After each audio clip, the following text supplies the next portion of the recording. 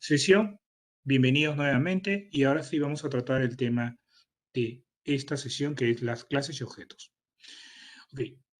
La pregunta que yo les haría antes de empezar es, ¿qué diferencia hay entre una clase y un objeto? ¿Alguien me podría contestar? ¿Cuál es la diferencia? ¿Qué diferencia encontramos entre una clase y un objeto? Vale cualquier cosa. ¿Qué diferencia hay entre una clase y un objeto? ¿Alguien tiene una respuesta? De repente no, también, todo vale aquí en esto, estamos aprendiendo, así que no hay ningún problema que no lo sepa. Correcto, ¿no? Yuri da un ejemplo, dice, la clase es la plantilla, el objeto es un ejemplo de la plantilla, ¿no? Es una instancia, se conoce en ese tipo, ¿no? En programación orientada a objetos y principalmente en C++, hay otro elemento que, aunque no es muy común decirlo, eh, ocurre. La clase no ocupa espacio, es un concepto, como diríamos, ¿no? Es un elemento que nos define algo, pero no ocupa un espacio en el universo, aunque sí en nuestro pensamiento, pero un espacio físico no lo ocupa. En cambio, una clase sí ocuparía un espacio físico, que es básicamente un espacio en la memoria. ¿Ok? Por lo tanto, una plantilla es básicamente, una clase es una plantilla que me permite, dentro de la memoria, definir un objeto con ciertas características, ¿no? ¿Y qué características tienen los objetos? Tiene dos características particulares y las principales. ¿Cuáles son las características principales de un objeto? Los atributos y funciones, o en general a las funciones, para diferenciar de las funciones regulares, se le conoce como métodos. Muy bien, gracias Yuri. Se le conoce como métodos o como funciones. También en algunos lenguajes le llaman funciones miembro, porque son miembros de una clase. Entonces son funciones que son miembros de una clase, ¿no? ¿Y para qué nos sirven los atributos y los métodos? ¿Recuerdan también cuál era la, la utilidad de tener atributos y métodos de una clase? ¿Cuál era el objetivo de tener los atributos?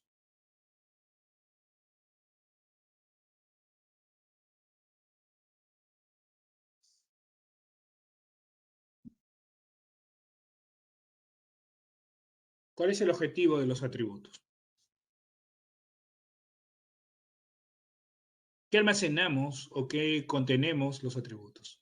Correcto, son básicamente información, ¿no? Ahí se almacena la data o en términos generales el estado de un objeto, ¿correcto? Y un estado de un objeto define las condiciones sobre las cuales están definidas un objeto. Bueno, el método también es una característica, Wilfredo, pero guarda un estado, ¿no? Guarda, por ejemplo, cada persona tiene un nombre, guarda el nombre, guarda el tamaño, cualquier característica, bueno, usando tus palabras, pero cualquier estado propio de un objeto, ¿ok?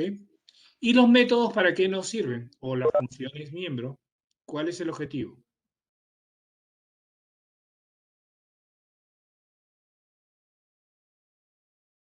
¿Cuál es el objetivo de las funciones miembro?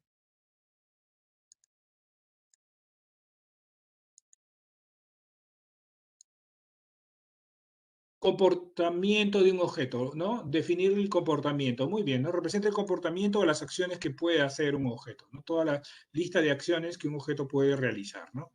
En el caso, por ejemplo, de una persona, ¿qué acciones podríamos hacer como persona?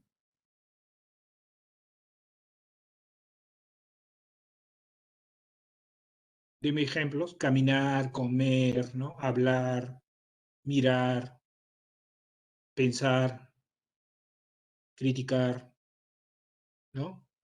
Dormir, son muchas acciones las que tenemos, ¿no? Entonces, un concepto que nos ayuda a manejar eso, porque si comenzamos a analizar de la vida real un objeto determinado, cualquier objeto que vemos en la vida es real, vamos a encontrar que así sea el objeto más simple, este cuenta con un conjunto posiblemente de muchas acciones y de muchas de muchos estados, ¿no? Las personas, por ejemplo, contamos con una infinidad de estados, ¿no? Desde la temperatura, la presión, el color de nuestra piel, nuestros em,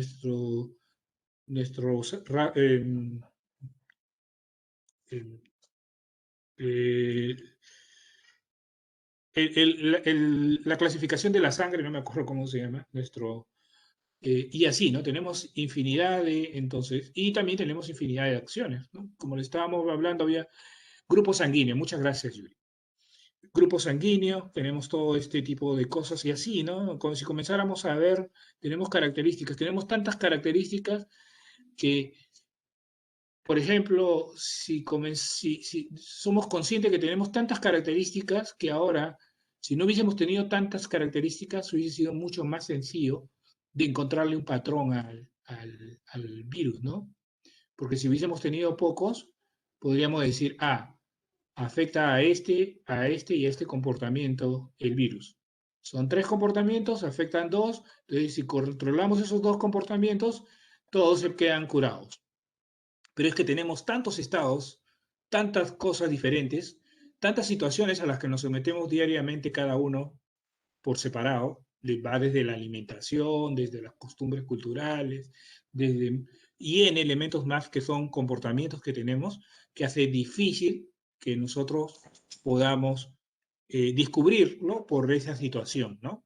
Lo cual es una ventaja tener bastantes estados porque, por un lado, nos hace diversos y hacernos diversos nos ayuda a evolucionar, ¿no? Pero a lo que voy es que no necesariamente todos estos atributos y métodos que nosotros contamos son relevantes para un problema determinado, ¿no? Entonces, lo que utilizamos para poder manejar o controlar un grupo determinado de características y métodos es el concepto de abstracción. Entonces, las clases suelen ser objetos abstractos. ¿Y a qué me refiero cuando hablo de objetos abstractos? Me refiero a la característica de que ellos simplifican la realidad, ¿no?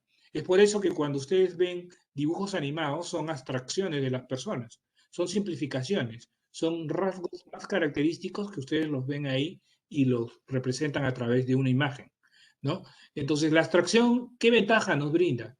La ventaja de simplificar. ¿Y qué ventaja nos brinda simplificar un problema? ¿O qué ventaja nos involucra simplificar cualquier cosa? ¿Cuál es la ventaja de poder simplificar cualquier detalle?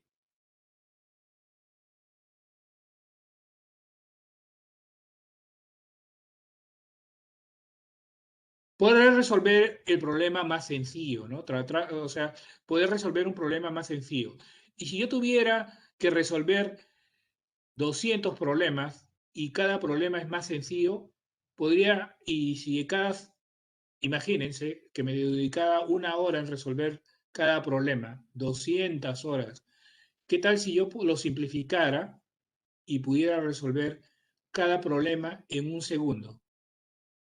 ¿Qué ventaja me brinda eso? Que lo puedo hacer rápido y que puedo resolver problemas más grandes, ¿no? Entonces, esa es una de las ventajas de la programación orientada a objetos. Bueno, luego de haber descrito todo esto, vamos a proceder a ver primero esto. El ejercicio que se va a hacer aquí está asociado a este juego, el juego Pong, que es un juego bastante clásico, es quizá uno de los primeros juegos de un videojuego comercial, ¿no? Y tiene algunas características que se menciona aquí. Miren, ha sido liberado en agosto del 72. Estamos hablando de cuántos años ya. Casi 49 años, ¿no? Dentro del próximo año cumple 50 años de existencia el Pong. O sea, un montón de tiempo, ¿no? Un montón, muchísimo. Creo que el doble de la edad de muchos de ustedes, quizá. ¿Ok? El primer video fue el más exitoso, ¿no? Antes de que existiera Nintendo, existía la empresa Atari, ¿ok? Esta empresa Atari era empresa americana, no era empresa. Aquí, por ejemplo, trabajó Steven Jobs en la empresa de Atari, ¿no? Fue, creo que, una de las más innovadoras en ese tiempo. Yo he visto el edificio en San Francisco, el edificio de Atari, ahí está, todavía sigue, ¿no? Pero como una referencia histórica, supongo yo. Nolan Bushnell es el fundador, ¿ok? Es un ingeniero de software, podríamos decir, o un científico de la computación, que se dedicó bastante a la inteligencia artificial en esa época, ¿ok? La inteligencia artificial de esa época era diferente a la que vemos ahora, ¿no? Ahora están utilizando algoritmos más probabilísticos, en ese tiempo utilizaban algoritmos más lógicos, ¿no? Pero él lo utilizó. Y también Atari viene la palabra, se utiliza en el juego Go, no sé si han escuchado el juego Go, que es un juego muy pensante, así como el ajedrez, y similar al caso del ajedrez que tiene el concepto de jaque o jaque mate, en el Go tiene Atari, es el concepto similar, ¿no? Cuando haces una jugada y terminas y vences a tu oponente, le dices Atari, una cosa así, ¿no? Es el término que se utiliza en Go, ¿ok? Entonces, vemos las clases aquí, vamos a comenzar a trabajar las clases, ¿ok? Entonces, como ustedes mencionaron, ¿qué características tienen las clases o qué características vamos a ver? En primer lugar, la clase, todas las clases, que son, como mencionan ustedes, plantillas, agrupan una colección de elementos, ¿no? O sea, ¿por qué hacemos las clases y no directamente los objetos? ¿Cuál es la razón de hacer una clase? La razón de hacer una clase es tratar de usarlo como una plantilla, ¿no? ¿Estamos de acuerdo? Entonces lo vamos a hacer como una plantilla, cada uno de ellos, y cada plantilla cuenta con ciertas características, ¿no? Acá en estos diagramas se llaman diagramas de UML, y estos diagramas cuentan con 3 secciones. La primera sección es el nombre de la clase, ¿correcto? Cada uno de estos son nombres de clase. Usualmente, en la programación orientada a objetos, las clases se mencionan en términos singular, ¿correcto? Sin pluralizar, o sea, se menciona un objeto, pero a partir de él se pueden crear varios objetos, o sea, a partir de esta clase jugador se pueden crear varios objetos jugador, o en algunos casos, algunas clases como estas, podríamos crear varias, ¿ok? Cada clase que tiene su nombre contiene 2 secciones. Una sección que es la sección de atributos. Esta sección de atributos, usualmente los atributos tienen que estar en la zona privada. ¿Ok? ¿Cómo se identifica cuándo está un atributo? Pueden haber atributos en la forma pública también, pero no es muy común. ¿Ok? Porque si ustedes ven en la vida real, todos los objetos tienden a tratar de ocultar muchos de sus atributos. Nosotros interactuamos con un objeto a través de una interfase, sea cual sea el objeto. ¿Ok? Si es, por ejemplo, una persona, interactuamos a través de la piel, de los ojos, de la nariz, de las manos, de nuestros sentidos, ¿no? Son lo que nos define la interacción. Pero todos los atributos usualmente están encapsulados, en el caso de un ser humano, de dentro de la piel, ¿no? No podemos ver el corazón, no podemos ver el hígado, el cerebro, todo está encapsulado. Entonces, de la misma forma, las clases suelen tener todos los objetos, todos los elementos encapsulados dentro de la clase, todos los atributos no son visibles para el exterior. Lo que sí es visible es la interfase, que es esta zona, que usualmente se caracteriza por mostrar solamente métodos. O sea, nosotros podemos interactuar con los atributos externos a través de métodos. Es la forma típica de interactuar, ¿ok? Interactuar a través de ellos. No podemos interactuar directamente con ellos, sino a través de eh, las interfaces que están representadas por métodos. ¿Para qué nos sirven las interfaces? Para comunicarnos internamente a una clase, o bueno, a un objeto cuando lo instanciemos, para comunicarnos a un objeto determinado, para eso nos sirve la zona o los métodos, pero también nos sirve para que podamos comunicarnos con otros objetos. ¿Okay? Esta zona de acá es la que permite que un objeto se comunique con otro. ¿Y cómo se comunica? Este objeto de acá implementa un método y se comunica con otro. Entonces, para ello hay que hacer lo que se conoce como relaciones. Los objetos pueden trabajar individualmente, pero no tienen mucho sentido, ¿no? El trabajo en equipo es muy importante, por lo tanto, hay que hacer las relaciones. Entonces, en esta sesión vamos a comenzar a definir las clases y vamos a definir el programa que nos permita dibujar. Vamos a comenzar primero por definir dos clases iniciales, ¿ok? Ustedes van a tratar, porque la idea del proyecto es que lo desarrollen, tratar de desarrollar este modelo de clases, ¿ok? Este modelo de clases, ¿ok? Lo voy a publicar, se los voy a pasar este modelo de clases. Este es el modelo de clases sin relaciones, primero, porque partimos primero por definir las clases y luego las relacionamos a través, como les digo, de los métodos que hay en cada caso de aquí. Entonces, para esta sesión vamos a tratar de implementar estos dos métodos de tal forma que puedan ser dibujados dentro de la pantalla de la computadora, ¿no? Como les mencioné, vamos a utilizar una librería, que es la librería SFML. Entonces, vamos a partir desde ahora a tratar de implementar esto en una aplicación, ¿ok? Voy a salir de esta pantalla para comenzar a hacerlo. Cierro el enlace y vamos a entrar aquí. Yo lo voy a trabajar desde Ubuntu, pueden trabajarlo ustedes también desde su aplicación en Windows. Ahí el PowerShell, por ejemplo, es una alternativa, ¿no? Van al terminal, en este caso de aquí, y lo que van a hacer es, ya está explicado en un link que yo se los he enviado. En el link hay un link para un generador de proyectos que se llama Game, ¿ok? Entonces, para utilizar ese generador de proyectos Game, tengo que bajarlo. ¿Y cómo lo bajo? A través de una herramienta que se llama el Git, ¿ok? Lo que hago es, lo clono, git clone, pongo acá, vamos a ver si lo tengo.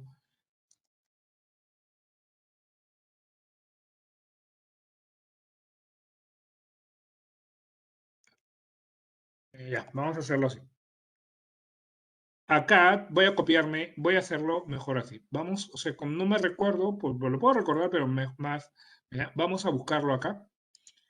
Acá hay un repositorio que yo les pasé y está en un anuncio que yo les envié en el... Entonces aquí hay uno que es así. Git R Rivas UTEC Gay, ¿ok? Ese es el repositorio que hay que bajar. Entonces copio este folder, se los paso ahí a todos para que lo tengan a la mano. Ok, ya está en el, en el aula virtual disponible en un anuncio que envié la semana antepasada. Entonces, lo que vamos a hacer es clonar ese repositorio. Entonces, acá lo que hago es, esta dirección esta URL la copio acá, ¿no? Y clono de esta forma, git clone https github rivas utec gain, ¿ok? ¿Qué es esta instrucción? Es una instrucción que usa un sistema de control de versiones, ¿ok? Entonces, acá genera un repositorio similar a los drivers de Google, pero está más automatizado el proceso de descarga y grabado. La ventaja que me brinda esto es que estos sistemas controlan versionamiento. O sea, si yo hago una modificación en el código, la ventaja que tengo es de que estos lo puedo actualizar y no pierdo la versión anterior, la sobreescribe, claro está, pero si quisiera en algún momento verificar las versiones anteriores, tengo acceso a las versiones anteriores de forma automática, o fácil, mejor dicho. No es tan automático, pero que ejecutar un proceso, pero mucho más sencillo.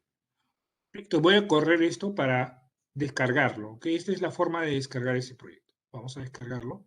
Lo va a clonar y ya lo instaló. Si yo me voy aquí, debe haberme creado el directorio, disculpen, el directorio gain. Ahí está el directorio gain. Creo que lo he creado en un directorio incorrecto, lo voy a crear en otro directorio. Debí haberlo creado, de acuerdo. Voy a borrarlo, por favor. rm gain, de esta forma lo borro, rf. Ya lo borré. Tengo que ubicarme primero en este directorio, en el que dice cpp projects, ¿ok? Dentro de este directorio, ahí recién corro la instrucción. ¿Cómo me muevo la instrucción? Puedo hacerlo con las flechas hacia arriba y hacia abajo y me ubico en esta instrucción. Acá la ejecuto, ahora sí lo instaló. Y si veo en este proyecto hay algunos,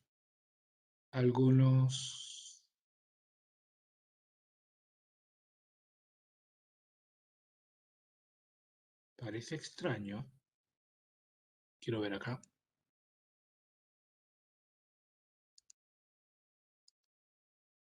Está en Documents.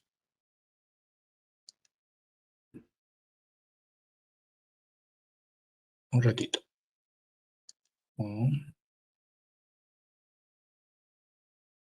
Sea Lions. Vamos a buscar el Sea Lions. Un ratitito. Ya, quiero asegurarme que estamos grabándolo en el lugar correcto. Pero me suena medio raro el lugar donde está imprimiendo. Ven acá el directorio, Project, Sea Lion. No, CBP Projects, no, debe estar más arriba. Acá está, Sea Lion. Y hay Prior, pero qué raro que me salga otro título acá. Si voy aquí, es el mismo, sí, sí. Pero raro, solamente me sale Prior, acá me sale otro.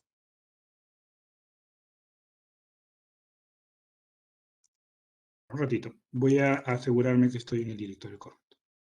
Para estar en el directorio correcto, CPP Projects, creo que lo he puesto, está mal. Tengo que irme a CPP Sea Lions, disculpen, ¿ok? Tengo que irme al directorio, dije, qué raro. Estaba pensando que había movido. El CD, Sea Lions. Vamos a hacerlo desde el comienzo para no todo lo que he hecho los puede haber confundido. Abro el terminal, ¿correcto? Me muevo a ese directorio y en ese directorio clono el archivo. Pongo git clone y copio el path, que lo tengo ahí disponible, y clono el archivo. ¿Okay? Me va a crear un directorio game. Ven acá arriba que se ha creado. Game, ¿ok? Ese directorio game es un programa que me ayuda a generar. Entonces, lo que tienen que hacer usualmente es, se van a ese directorio game. Si tienen alguna pregunta, por favor, me avisan. ¿Okay? Y en ese directorio game van a ver dos tipos vamos a ponerlo en esta forma. Acá está. Van a ver la siguiente información. Esta información es del GitHub, no me interesa. Hay dos directorios acá. Un directorio que dice instaladores y generators. La primera vez que ustedes corran este programa, la primera vez, van a tener que ir a installers,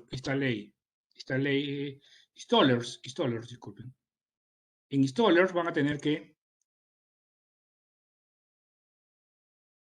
instalar el software dependiendo de la versión. ¿Okay? En installer hay por versiones. En este caso vamos a hacer la versión de Linux, que es de Ubuntu realmente. CD Linux.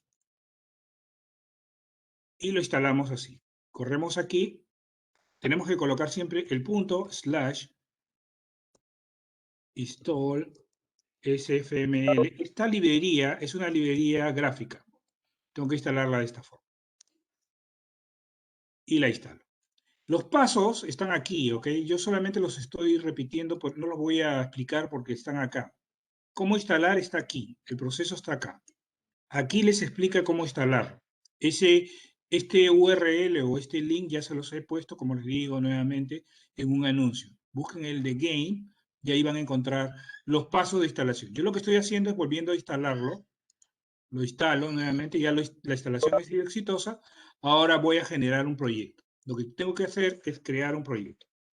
Me voy al comienzo nuevamente de esta forma y me ubico nuevamente en Sea Lion. ¿Okay? Dentro de Sea Lions ya tengo el game, me voy a game y dentro de game voy a ir a generators. ¿Ok? Me voy a generators y dentro de generators me voy a la opción Linux. ¿Qué es lo que tengo que hacer? Uy, disculpen. Linux. ¿Listo? Y dentro de Linux ya tengo el generador. Solamente tengo que aplicar esa instrucción para generar. /g para escribo la letra G y le doy tab. ¿Qué pasó? G y le doy tab. Y me va a generar un proyecto, pero para generar el proyecto hay que ponerle un nombre al proyecto, ¿ok? Para nuestro caso vamos a ponerle Lilo, que es el proyecto, este curso se llama Lilo. Y estamos en mayo, ¿no? Mayo 2021.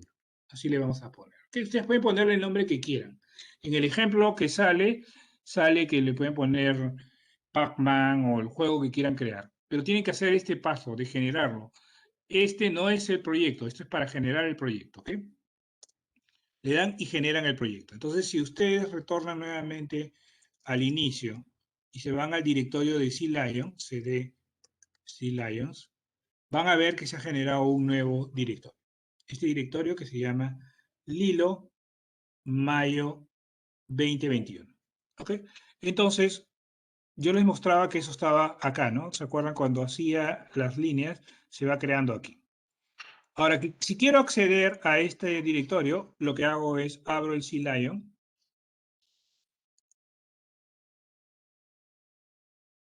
¿Ok? Y lo voy a manipular este de acá. Un momentito, por favor, que el CLion lo habilite. Vamos a ejecutar. Este ya es un proyecto. Aparece como un folder, pero ya lo maneja como un proyecto este de aquí. Entonces vamos a verificar que esté funcionando. Ahí está abriendo la versión de CLion, que también ya les expliqué cómo tenían que hacerlo. ¿Okay? Pueden utilizar el Visual Studio también, que les he mencionado. Abren el Visual Studio. Hacen los mismos pasos para Windows. Por favor, traten de hacerlo si tienen Windows. Lo van a hacer y aquí lo que vamos a hacer es, un momentito, por favor, que cargue. Listo. Y acá sale ningún proyecto, porque yo lo he puesto para que no haya ningún proyecto. Entonces, voy a abrir un proyecto que ya existe. No lo voy a crear. Puedo crear proyectos, pero la desventaja de crear los proyectos desde acá es de que no van a crear los proyectos usando la librería gráfica. No tiene un wizard, como le llaman, una ayuda para poder crear proyectos gráficos. Entonces, la única forma es la que les estoy mostrando. Por lo tanto, este proyecto ya existe, ya lo he creado y voy acá. En Visual Studio sí hay opciones para crear lo que se llaman wizards, pero en el caso de CLion no tiene ningún wizard. Creo que hay otros IDEs, como por ejemplo el IDE de el CoBlock, creo que también tiene IDEs para poder usar wizards, pero este no. Entonces la única forma es abrirlo, crearlo como lo hemos hecho, abrirlo desde esta parte. Entonces, lo vamos a abrir y acá me va a decir el directorio. Entonces justo miren, sale el del hilo, sale el de CLion, porque va a buscar, como es CLion, va a buscar en este directorio y es por eso la razón que yo lo he creado todo ahí, para tener acceso directo a esto. Acá ya tengo el de mayo y lo abro. Ok, le doy, le digo Trust Project, yo sigo la secuencia tal cual, ¿no? Ok, ok, ok, y me va a abrir el proyecto. ¿Okay? Entonces, este proyecto que lo va a crear es un proyecto gráfico. O sea, vamos a poder manipular estructuras gráficas. Aquí vamos a trabajarlo, el proyecto. Entonces, vamos a hacer aquí lo siguiente, ¿ok? Le doy, ok, nada más le doy aquí. No tengo que hacer ningún cambio. Ya más adelante, si ustedes requirieran, le hacen el cambio. Entonces, ya está el proyecto ahí disponible. Esperemos que cargue, está leyendo aquí, hasta que aparezca acá este triángulo, ok, disponible. En ese momento ya lo puedo ejecutar.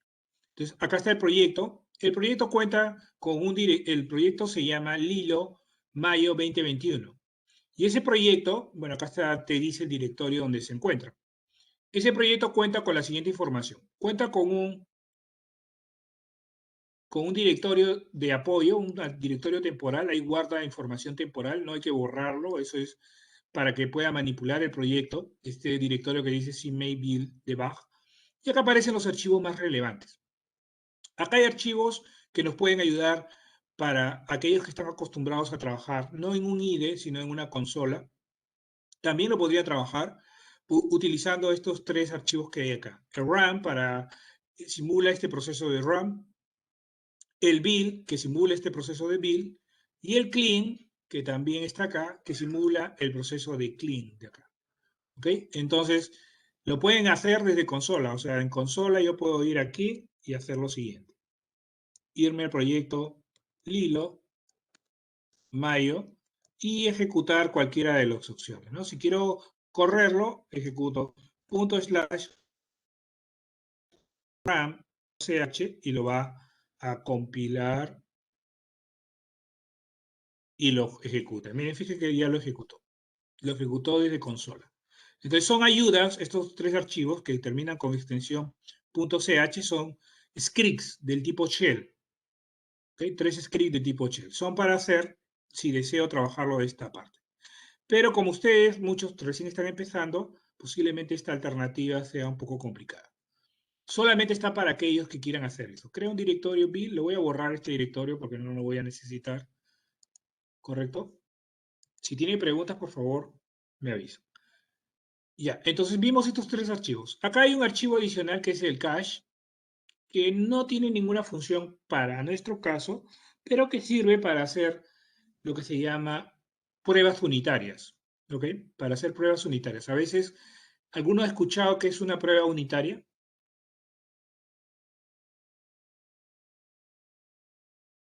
¿Alguien ha escuchado qué es una prueba unitaria?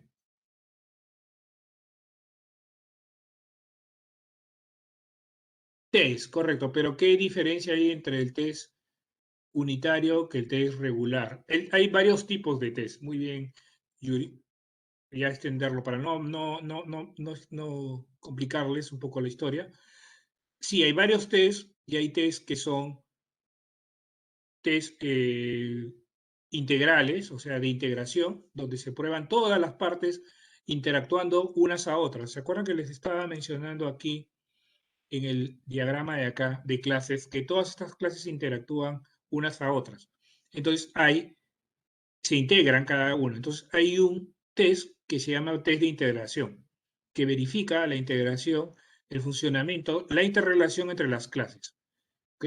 Pero cuando uno desarrolla, cuando es un desarrollador eh, individual o grupal, tiene que asegurarse de cada una de estas unidades o objetos o clases para el caso particular, funcionen correctamente.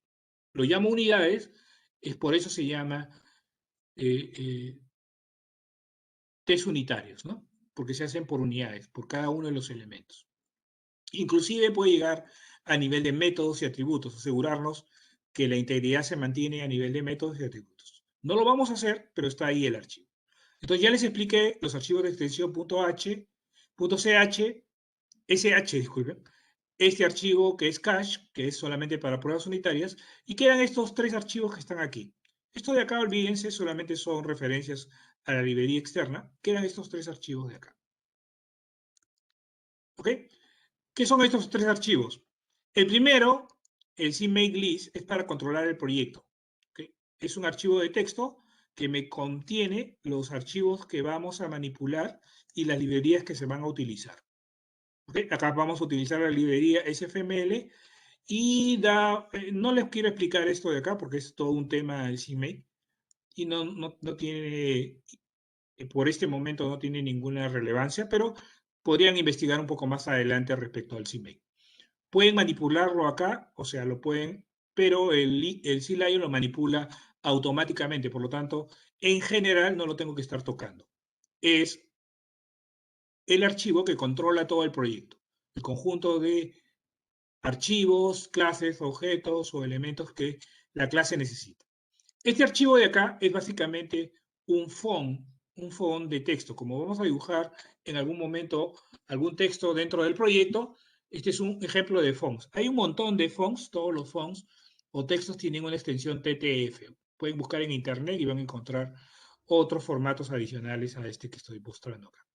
Y luego tengo este que es el archivo principal. Es aquí donde se empieza, es el punto de entrada para ejecutar el programa. Si lo abrimos, vamos a ver que como es una aplicación gráfica, vamos a ver lo que es un poquito complejo verlo desde el comienzo. ¿Okay? Vamos a abrir y vamos a ver un poco un contexto medio complejo. ¿Ven? Vemos un archivo, esto se llama una función, la función main, que es la función de punto de entrada para ejecutar el programa. C++ trabaja de esa forma. ¿Alguien ha trabajado en Java?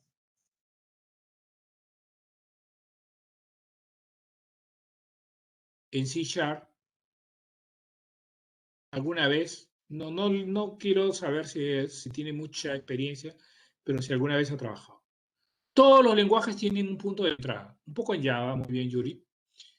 Todos tienen, pero en el caso de Java se tiene que crear una clase y dentro de la clase se crea un método estático que se llama main, ¿correcto?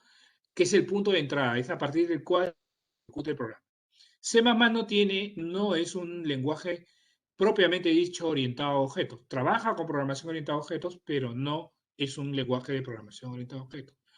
Es, en general, en términos generales, un lenguaje que le llama multiparadigmas. Pero el paradigma más, más simple que utiliza es el procedural. Es por eso que solamente define una función como un procedimiento. Y esta función contiene todas las instrucciones iniciales que se van a ejecutar en el programa. Vamos a tratar de entender cuáles son las instrucciones para este caso de acá.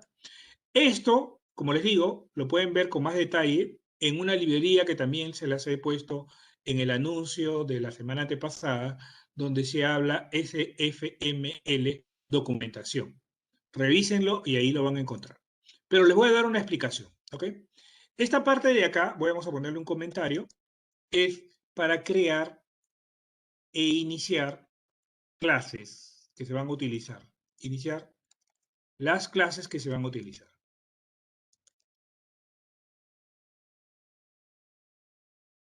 ¿Ok?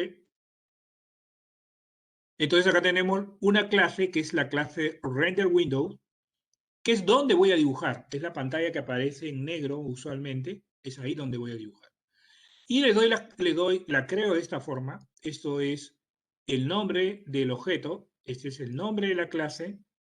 Tiene esta extensión. Esta extensión de acá se conoce como namespace, ¿ok?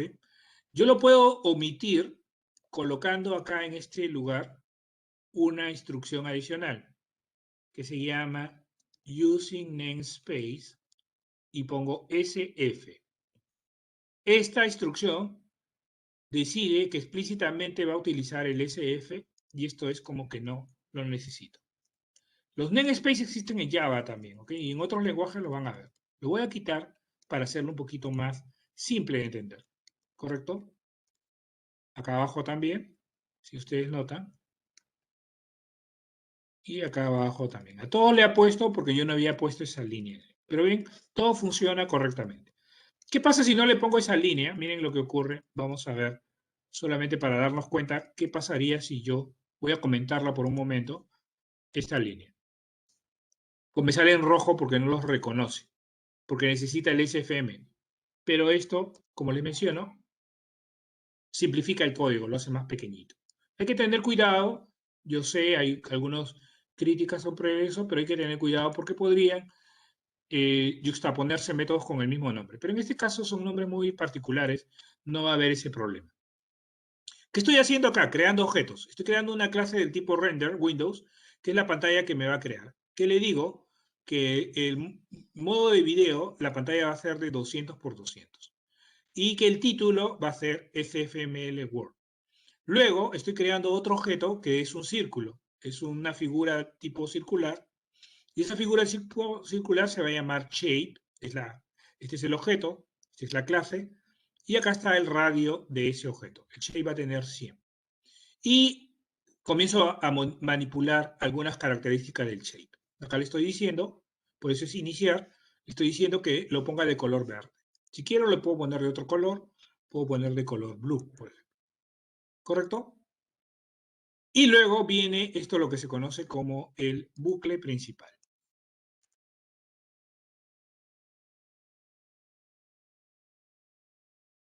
¿Qué hace el bucle principal? Mantiene el programa ejecutándose constantemente. ¿Y qué hace la ejecución repetitivamente? Va ejecutando todas estas instrucciones hasta que un momento deja de estar abierto la pantalla. Cuando yo presione el X de acá de la pantalla, significa que lo estoy cerrando. Y si lo cierro, ya no se cumple esta condición y sale y ya no lo ejecuta. Este es el bucle principal. Y acá hay un bucle. Voy a poner una instrucción así para que no me aparezca en un color diferente. Este es otro objeto que es objeto de eventos. ¿Qué son los eventos? Son acciones que se ejecutan dentro de la pantalla. Presionar el clic, mover el mouse, cerrar la ventana, abrir la ventana. Son muchos eventos los que hay. Pero en este caso particular, y todos esos eventos individuales se van a almacenar en este objeto. Se crea una clase de eventos, este objeto, y acá hay un bucle particular que va a leer va a leer, porque pueden haber dos eventos en un momento determinado, pero va a leer el último evento lo va a leer aquí. Acá lo está leyendo. Mientras pueda leer eventos, lo que va a hacer es toma el evento y verifica qué tipo de evento es. Si el evento es un evento para cierre de pantalla, lo que va a hacer es cerrar la pantalla. Si no es un evento para cerrar pantalla, no va a ejecutar esta opción de acá. Solamente este maneja un solo evento. Pero acá yo puedo manejar un conjunto variado de eventos, más eventos. Acá solamente estoy trabajando un solo evento, ¿correcto? Entonces, este bucle solamente lee eventos. ¿Okay? Este es el bucle principal, pero este solamente lee eventos. Si no hay ningún evento, o sea, si no hay ningún evento pendiente, lo que hace es recién procede este bucle principal a limpiar la pantalla y luego de ello comienza a dibujar el objeto que estoy poniendo acá arriba. Dibuja el objeto o en esta sección dibuja todos los objetos que quiera dibujar.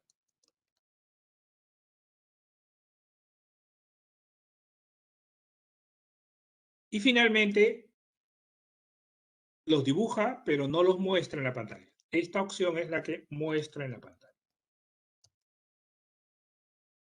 Entonces, veamos rápidamente lo que estamos haciendo acá. Creamos una pantalla de 200 por 200, creamos un círculo aquí, le ponemos de color azul, entramos al bucle, espera un evento, solamente va a manipular el evento de cierre, cualquier otro evento no le va a hacer caso, pero podría manipularlo a través de esta opción. Y luego de que verifica que haya ejecutado todos los eventos pendientes, limpia la pantalla, que la puedo limpiar de cualquier color. Por ejemplo, la puedo pintar de color rojo. Para ello, pongo así. Si no le pongo color, lo va a pintar de color negro.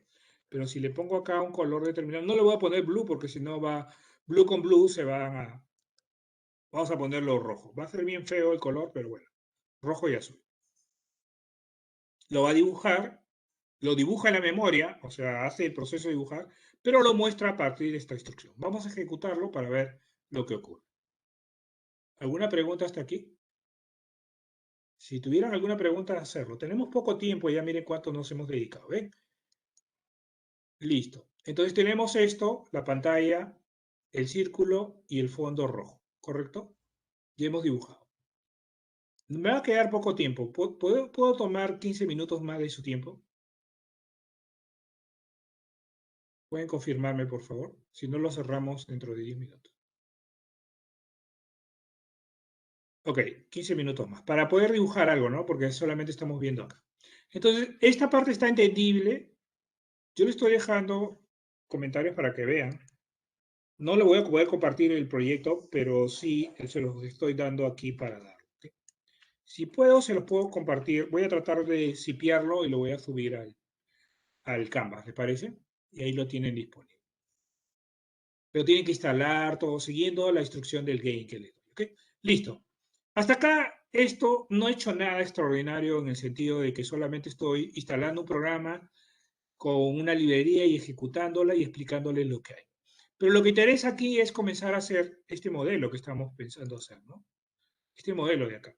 Vamos a empezar por lo más bajo, por la pelota y el jugador. Vamos a crear estas dos clases. Entonces, yo les preguntaría, déjenme primero hacer, ¿cómo creo las clases? Bueno, para crear las clases tengo que agregar dos archivos. Y eso lo hago fácilmente desde aquí. Me ubico en el nombre del proyecto, que es Lilo Mayo 21. Le doy clic, le doy New, y van a ver dentro de estas opciones, justo la primera es la opción para crear clases. O sea, esto es una ventaja de este IDE, que no tengo que estar tipeando cómo es una clase, pero lo vamos a analizar un poco. Entonces voy a crear una clase y le voy a poner a esta clase jugador. ¿Ok? ¿Qué hace esta opción? Me crea dos archivos. Un archivo que es .cpp y un archivo que es .h. Vamos a ver que acá se va a incluir uno más. Y la ventaja está, ahí está, se creó jugador.cpp y jugador.h. Aquí se almacena lo que se llama la declaración de la clase.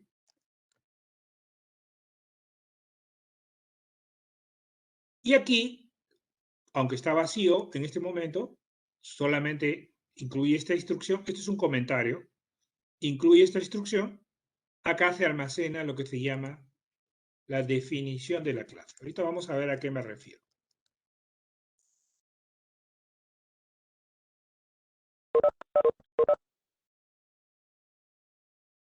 Acá se define la clase, ¿correcto? Tenemos entonces, por un lado, el H es para las declaraciones. La declaración es solamente declarar, ¿no? Es decir, esta clase va a contener esto, esto, esto, esto y esto. Nada más le digo eso. No implemento nada. En la definición de la clase se realiza la implementación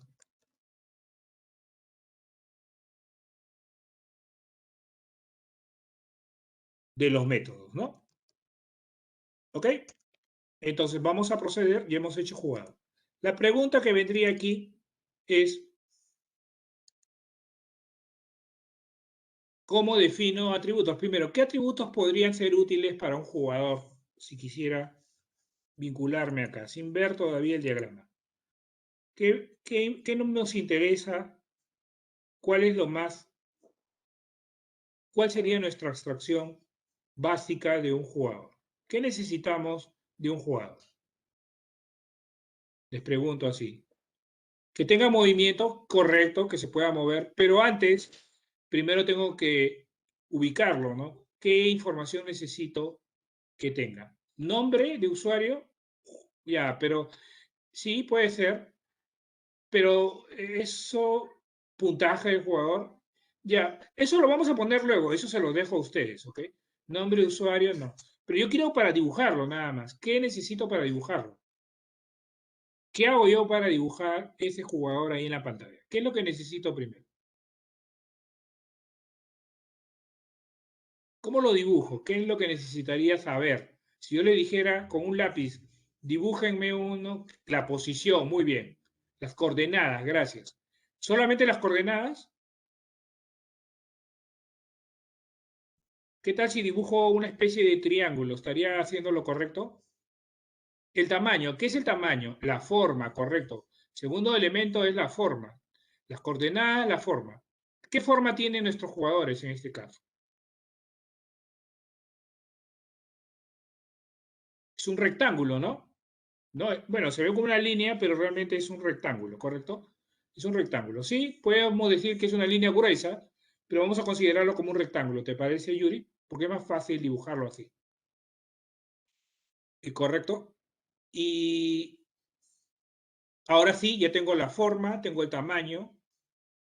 No, tengo, disculpa, la posición. Y para el tamaño, ¿qué elementos necesito para definir el tamaño de un rectángulo? El ancho y la altura, ¿correcto? La base y la altura, ¿no? ¿Estamos de acuerdo? La base y la altura. Si fuera un triángulo, necesitaría un dato por ahí adicional que es qué tipo de triángulo es, ¿no? Equilátero, isósceles, escalar, ¿no?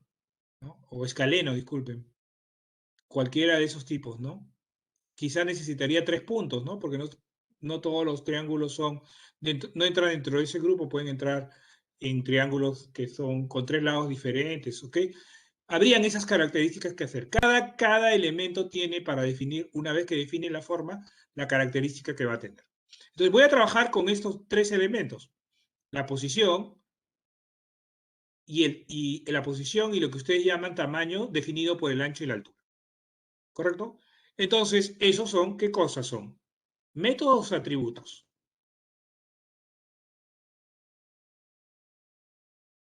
Atributos. Ustedes me mencionaron otros atributos que me parecen válidos, pero para este fin no los necesito todavía.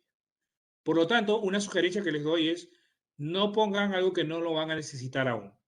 Recién póngalo cuando lo necesiten. Al menos que se lo imponga alguien, ¿no? O sea, que alguien que lo ha diseñado sabe que va a servir en el futuro. Pero eviten complicarse, o sea, trabajen con lo más simple y después van haciendo más complejo de acuerdo al problema, ¿no? Entonces vamos haciendo, entonces, tendría 3 atributos, ¿no? O en este caso 4 atributos. Int, y. Y otro elemento también me falta, pero bueno, vamos a verlo. Por ahora voy a hacerlo así. H, ¿ok? Esto significa la posición en X, esto significa la base, width es en inglés, y la altura, ¿no? High, el high del este. ¿Qué son los atributos? Luego, estos atributos de por sí están definidos en forma privada. Una clase mantiene en forma privada. Pero si yo quisiera mantenerlos en forma privada, explícitamente tengo que escribir la palabra private seguido por los 2 puntos. Luego viene la zona pública. ¿Qué es lo que va en la zona pública? Los atributos. Entonces aquí va a los atributos. Los métodos, disculpen. Primer método que voy a hacer es el método constructor. ¿Para qué me sirve el método constructor? ¿Recuerda? ¿Qué características tiene el método constructor?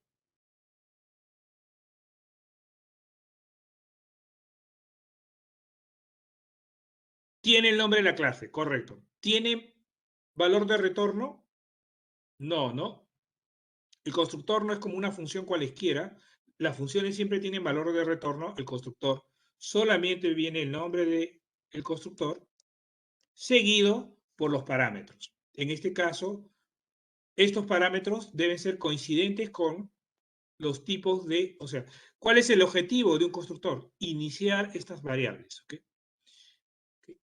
¿Y las puedo iniciar acá? Sí, también las puedo iniciar aquí, pero ya tienen valor fijo. La idea es de iniciarlas con valores variados, ¿no? O sea, lo voy a iniciar así, así lo puedo iniciar. Pero son valores fijos, no todos los círculos van a tener, o los rectángulos, o los jugadores van a tener esas dimensiones. Inclusive esas dimensiones son poco comunes, ¿no? Porque nadie tiene un... Puede estar en la posición 0, eso no deja de ser común, pero que tenga base 0 y altura 0 sí es poco común, ¿no? Entonces hay que iniciarlos. Para eso nos sirven los constructores. Y para ello hace uso de los parámetros, ¿no? Que son el acceso indirecto, directo hacia los atributos, ¿ok? Vamos a hacerlo así. P le estoy poniendo para decir que es un parámetro y H, PH, ¿no? ¿Correcto? Lo puedo iniciar de la siguiente forma, ¿ok? Asignándole a X, que es el atributo, el valor del parámetro a X. Y así sucesivamente. Vamos a hacerlo primero de esta forma, para no generar. Yo creo que de esta forma está bastante más claro al comienzo. Luego vamos a hacerlo mejor, ¿ok? Entonces, para eso me sirve el constructor. El constructor básicamente sirve para instalar. Ahora, ya tengo el tamaño, la posición, las condiciones del tamaño, pero ¿cómo defino la forma? ¿Ok? No he dicho cómo definir la forma. Lo que necesito es un parámetro adicional. ¿Ok? Y ese parámetro adicional tiene que ser la pantalla donde lo voy a dibujar. En este caso, ¿se acuerdan que aquí en main había esta clase de aquí? Voy a copiarme esta clase porque voy a crear un atributo. Acá sí tengan cuidado, por favor, no lo voy a poder explicar con mucho detalle, pero acá voy a guardar una referencia. No voy a guardar la copia de una referencia. Y para guardar la referencia, utilizo un operador que se llama puntero. Eso lo que hace es guardar la referencia. Ahora, me está saliendo error porque no he incluido la librería. Tengo que incluir la librería aquí. En este caso es sfml graphics.h, así, ¿correcto? Y acá tengo que poner el using namespace sf, ¿okay? Para que no me salga así en rojo. Son estas dos líneas que tengo que agregarla acá. Agrego y agrego una referencia a esta librería. Esta la inicializo con un valor particular. La puedo inicializar con 0, pero usualmente se inicializa con un valor que se llama nullptr. Significa que no tiene valor nulo. ¿Ok? Valor nulo. Entonces, esto también tengo que iniciarlo. ¿Ok? Y para iniciarlo también hago lo mismo. Creo un parámetro adicional donde voy a recibir esto. Y como hemos hecho en los casos anteriores, le pongo la letra P adelante. ¿Ok? Este es el... Pero todavía no lo uso, por lo tanto pongo acá. Acá está mal, ¿no? De todo lo copié X, disculpen acá. Acá debía ser Y, acá debía ser W y acá debía ser H. Y en el caso de aquí, debía ser window igual a P window. ¿Correcto? Es esta opción, vamos a ponerlo de esta forma, aunque se, bueno, ya lo he puesto así, PW vamos a ponerlo ya, para que para seguir la misma nomenclatura de los demás parámetros. ¿Ok? Y acá le pongo PW. ¿Ok? ¿Está claro? Entonces, estoy copiando una referencia, ¿ok? ¿Así alguna pregunta ahí? Sí, gracias, gracias, Kevin. ¿Está claro hasta ahí? ¿Correcto? Entonces, acá ahora sí ya puedo... Ah, PB ya existe, gracias. PWND, ¿le parece? Ahora sí, gracias, Kevin. Listo. ¿Está claro ahora sí? ¿Está claro hasta aquí? Entonces, ¿para qué me sirve el constructor? Para iniciar los atributos. ¿Correcto? Al inicio de los atributos. Ahora sí, solamente voy a hacer lo siguiente. Un solo método por ahora, para terminar antes de tiempo, que me permita dibujarlo. Entonces, para dibujar, escribo de esta forma. Dibujar, y aquí es un método que no recibe, bueno, acá me sale porque esto es en inglés, pero dibujar, si quieren le pueden poner raw para que no haya esto de acá es porque me está diciendo que dibujar, no es never user, ya, es porque no está usado. Listo. No, yo pensé que era porque me estaba diciendo, oye, no te entiendo, ser gringo, no entender. Ok, listo.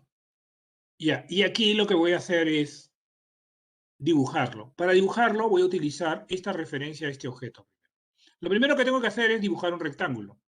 Entonces voy a utilizar, así como hay circle shape, aquí han visto, ¿se acuerdan? Circle shape, también hay rectangle shape.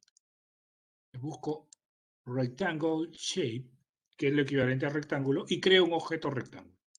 El objeto rectángulo le voy a poner R, y este objeto rectángulo lo voy a definir. Primero me está pidiendo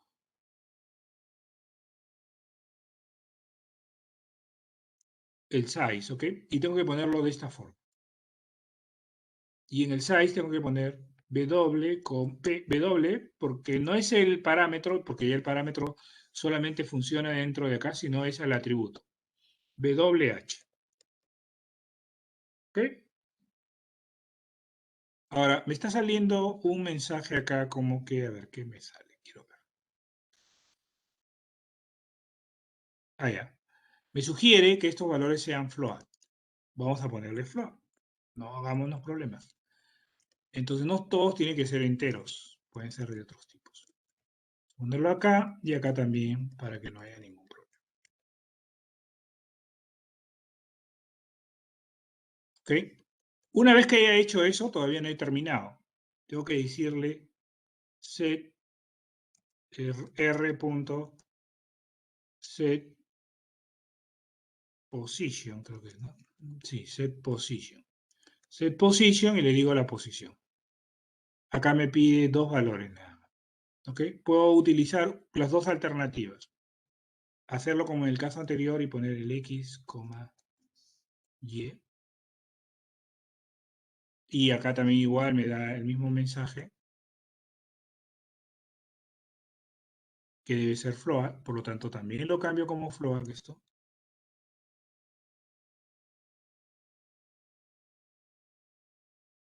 Ya no me sale ningún error y acá también le cambio como float. ¿Ok? Vamos a respetar lo que está pidiendo. Entonces, acá defino el tamaño, la posición. También podría crearlo de esta forma. Creo el rectángulo sin ninguna característica. Y acá digo, esta es la posición, este es el tamaño,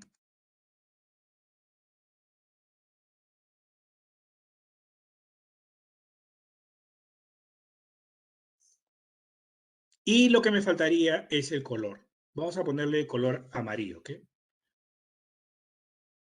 Entonces vamos a poner r.setFillColor y acá le voy a poner amarillo. Entonces pongo la palabra color porque es una referencia, dos puntitos así, y le pongo el color yellow, que es el amarillo, ¿correcto? ¿Listo? Y listo, vamos a hacerlo de esa forma. ¿Okay? Entonces ya tenemos todas las características. Tenemos, para este ejemplo particular, tenemos, esto todavía no lo usa, por eso me sale que no, it's never used, ¿okay? No está usado. ¿Correcto? ¿Está alguna explicación aquí? Entonces tenemos ya dos métodos y tres atributos. Entonces, ¿qué hago aquí? Vamos a cambiarlo acá. Primero, la pantalla no la voy a hacer, vamos a ejecutarla, todavía no va a dibujar nada, va a seguir dibujando lo mismo. Vamos a cambiarle de colores, acá vamos a mantenerlo esto que esté en green, y esto lo voy a tener que sea, lo voy a cambiar en blue, para que sea más manejable. Okay.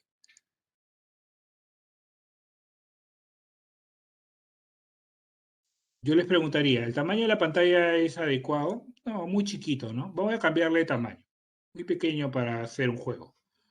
Esto solamente, como dicen, te está dando luz verde para que lo puedas dibujar. Por eso es el círculo. Estoy dando luz verde para que dibujes. Y acá lo que hacemos es, le voy a cambiar. El primero es en la base. Entonces la base va a ser de 600. Nos vamos a ponerle mejor de 800. Y la altura va a ser de 600. Veamos qué sale. Va a salir un circulote. Va a salir. Medio ahuevadito, como dirían mío. Ah, no, no sale ahuevadito. Sale así. ¿Ok? Pensé que le iba a ajustar a la pantalla. No. Entonces, esta es nuestra pantalla nueva. Este círculo lo he mantenido. Pero quiero dibujar nuestros jugadores, ¿no? No me interesa esto de aquí. Entonces, vamos a hacer, para que pueda dibujar aquí ese jugador, lo que hago es básicamente aquí, incluir el archivo, entre comillas, el archivo jugador.h. ¿Ok? El círculo, por ahora lo mantengo aquí por un momento, porque luego lo voy a borrar. Este es para dibujar un círculo. Y para dibujar en este caso, un jugador, tengo que instanciar esa clase. ¿Okay? Esta clase tengo que instanciarla. ¿Okay? ¿Cómo hago para instanciarlo? Muy similar como esto, ¿no? Defino, o sea, coloco aquí la clase y acá pongo al jugador, ¿no? Por ejemplo, va a ser player 1, jugador 1, y le paso los parámetros correspondientes. ¿De qué tamaño, en qué posición quiero ponerlo? Vamos a ponerlo en la posición 10,10 para que no esté pegado al extremo. La base, ¿qué base le vamos a poner? Le vamos a poner de 20, la altura de 80, ¿correcto? Y luego viene un parámetro más que era la referencia a Windows. Por lo tanto, le pongo, para poner la referencia, escribo este operador a Windows, ¿correcto? Y punto y coma. Aquí he definido el jugador player 1. No lo estoy utilizando. Este ya no lo voy a utilizar, por lo tanto, lo voy a comentar inicialmente para no afectar mucho el código, dibujar círculo, y lo que voy a hacer es, aquí en la parte donde dibujaba el círculo, voy a cambiarlo por la siguiente opción. Primero lo comento, porque ya no voy a dibujar el círculo. Vamos a ejecutar para ver qué ocurre. Debía dibujarme la pantalla en blanco sin dibujar nada, o en azul sin dibujar nada. Ahora sí, funciona hasta ahí. y cambio esta línea por player 1 punto dibujar de esta forma. Vamos a ver qué ocurre. No va a dibujar nada por una razón. Ahorita le voy a explicar. No, va a seguir siendo todo azul, porque me he olvidado de una parte. Ok, wow, no dibuja nada. ¿Okay? ¿Qué ha pasado? Ok, yo he puesto la función correcta, aquí la implementé, pero no funciona. ¿Qué ha pasado? Lo que ha pasado es que yo he terminado, miren lo que hacía miren lo que hacía aquí en el círculo. Definía sus características y al momento de dibujarla utilizaba ese objeto Windows y le decía, dibújalo. Pero ya no lo estoy haciendo acá, lo estoy llamando acá. Entonces, este comando de acá tengo que llamarlo dentro. Correcto, ahorita vamos a corregir eso de ahí, Carlos. Solamente para hacer. Inicialmente lo estoy haciendo acá. Gracias, Carlos. La implementación. Yo la he hecho aquí, ¿correcto? La he hecho por apuro, básicamente, pero la forma correcta es la que tú me estás mencionando. Y acá le dijo que dibuje el círculo. Vamos a probarlo así. Voy a pararlo nuevamente y lo vamos a ejecutar. Ah, disculpen, no va a funcionar porque esto no es una referencia. Cuando es referencia, tengo que utilizar. Y no es draw, ¿no? Es dibujar. Ah, no, sí, no, draw. Acá es draw. Estoy confundiendo, pensando que al dibujar que estoy llamando. Ahora sí, vamos a ejecutarlo.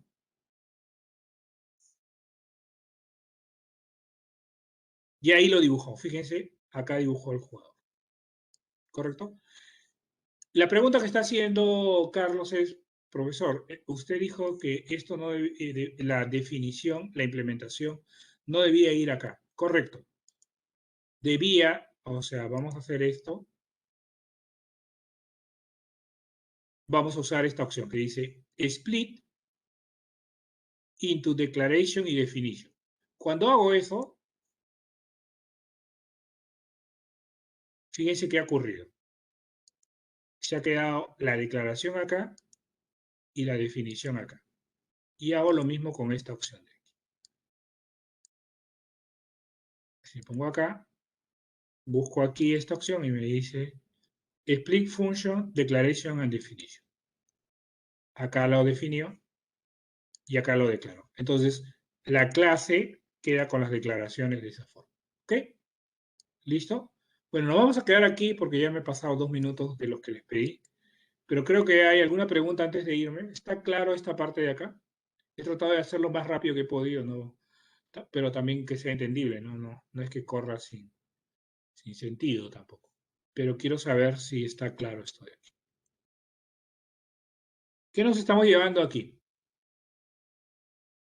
¿Qué nos estamos llevando? Estamos llevándonos primero que los atributos siempre tienen que ser declarados en la zona privada, los métodos en la zona pública. ¿Correcto? Las declaraciones se hacen en el H, las definiciones se hacen en el CPP. ¿Ok? Y tengo que tener en claro que utilizar el concepto de abstracción. Solamente implementar lo más simple, la clase, de acuerdo al problema. No complicarlo. ¿Okay? Complicarlo va a ocurrir cuando cada vez el problema, los elementos que tenga ahí no solucionen el problema, entonces tengo que agregar nuevos elementos y nuevos atributos o métodos. ¿Ok? ¿Listo, jóvenes? Bueno, les he enseñado también, quizás se van con la definición de cómo implementar un proyecto en SFML. Ok, jóvenes, muchas gracias a todos. Gracias por su asistencia. Gracias a Alejandro, Brian, Carlos, bueno, los dos Carlos, David, Yomar, Jorge, Yuri y Kevin. Ok, muchas gracias por todo. Nos vemos entonces de acá posiblemente a 2 semanas, porque no estoy seguro, o de acá a una semana voy a coordinar con Fiorella para la última lección para terminar esta parte de acá, ¿ok? Lo que les sugiero, voy a subirlo esto al Canvas, el proyecto. Lo que les sugiero es que lo terminen, que practiquen con esto mismo y terminen con los otros temas que están pendientes, ¿ok? ¿Listo? A ustedes, gracias a ustedes. Cuídense. Nos vemos entonces.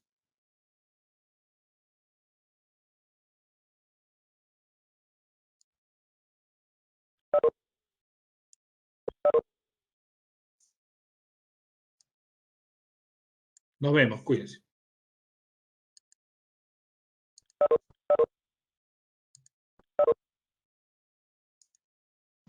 Chao.